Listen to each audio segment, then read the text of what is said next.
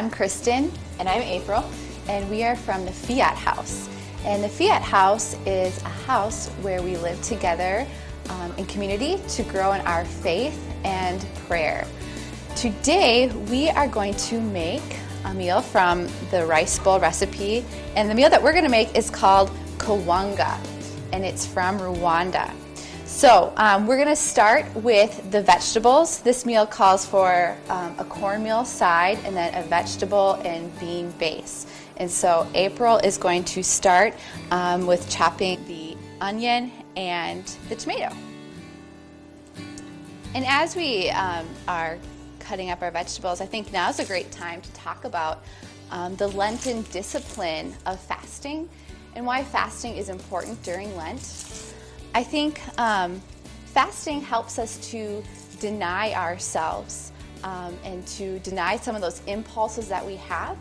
And so the more that we deny ourselves in the small things, like giving up some small thing of food, we can deny ourselves in the bigger things, like when we are tempted to sin.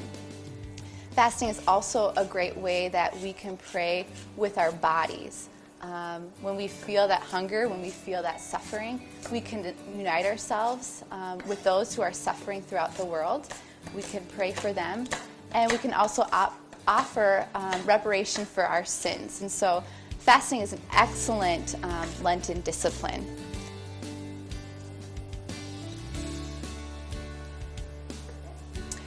Another piece of the meal, so we had the vegetables that April just chopped, and now we have the cornmeal.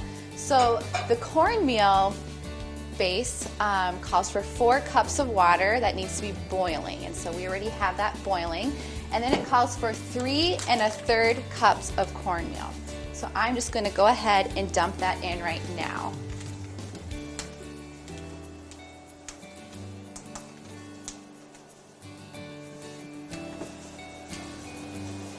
And while Kristin's dumping in the cornmeal, we're heating up the oil to get ready to saute the onions and the tomato in this pan over here before we add the black beans to finish out and really round out the meal.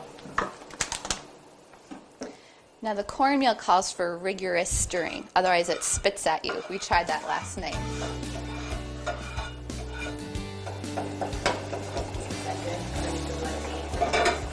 I think that's good. We're just going to add the onions and the tomatoes. The cornmeal takes a lot of muscle to stir to make sure it's a good consistency. Kind of looks like malto-meal, cream of wheat. Kind of what it looks like.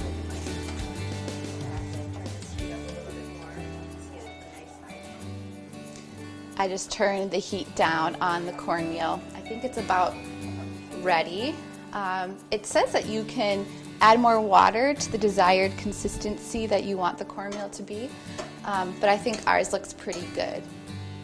And April over here is just about done with the vegetables, sauteing them, and once she's done with that, we can add the beans to the vegetables. So with the beans, I simply just got rid of some of the juice, but I make sure I kept some for so it's more of like a gravy mixture when we add it to the vegetables. So we're just going to do that right now.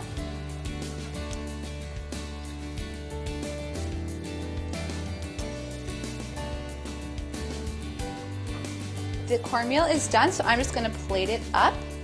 And this is about the consistency that you'll see when you make it. And April is done with the vegetables, so I will let her scoop those up. Put them on the side.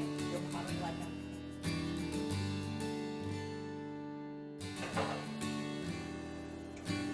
And as we prepare to eat our kawunga that Kristin and I made today, it's a really good reminder when we eat meals like this, simple meals, that we're in solidarity with those in Rwanda or in South America or anywhere else in the world, those who eat really simple meals with just a few ingredients.